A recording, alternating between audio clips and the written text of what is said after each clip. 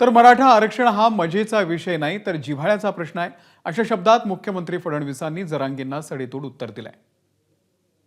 पहिली गोष्ट तर हा मजा घेण्याचा प्रश्न नाहीच आहे, याच्यावर मजा काय आली पाहिजे हा जनतेच्या जिव्हाळ्याचा प्रश्न आहे। त्यामुळे या प्रश्नामध्ये पहिल्या दिवसापासनं मी असेल, अजितदादा असतील, शिंदेसाहेब असेल, आमच्या भूमिकेत कुठलंच अंतर नाही आहे, आमच्यामध्ये कुठला अंतर्विरोध नाही आहे। जे निर्णय घेतल्यात तिघांनी मिळून घेतल्यात, पुढे जे निर्णय घेऊ तिघं मिळून घेऊ।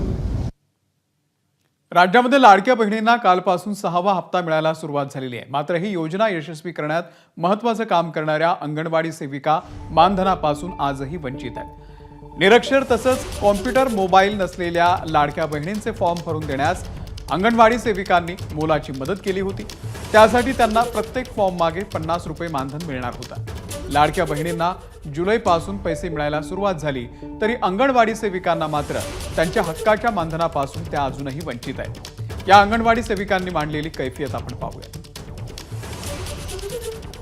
नाही, आम्हाला एकही रुपया मिळाला नाही। 6 चे पैसे घेऊन झाले बायांचे, 7-7, 8-8 हजार घेतले बायांनी, खुश आहे। पण आम्हाला मात्र 50 रुपयाचे एकही रुपया अजूनपर्यंत आमच्या पदरात पडलेला नाही आहे। तर आम्हाला असं वाटतं की तुम्ही आम्हाला आश्वासन दाखवलं तर आमच्या पदरात पण आम्हाला पैसे दिले पाहिजे। आम्ही लाडक्या बहिणीचा आहोत, त्यांच्या दुसऱ्यांसारख्या आम्ही लाडक्या आहोत, तर आम्हाला लवकरात लवकर ते पैसे देण्यात यावं हीच आमची इच्छा आहे। एकही रुपया मिळाला नाही त्याचा आतापर्यंत, आणि आमचे मुलं जे अंगणवाडीत बसायचे त्यांच्याकडे दुर्लक्ष झालं आणि उलट आमच्याच खिशातून पैसे गेल्यासारखे गेले, कारण झेरॉक्स वगैरे करून आम्हीच देत होतो त्यांना। सरकारला ही आठवण करून देणार की याच लाडकी बहिणामुळे तुम्ही जर सत्तेवर आले तर यांनी जी मेहनत केली यांना या मेहनतीचा बेनिफिट यांना लाभ मिळाला पाहिजे।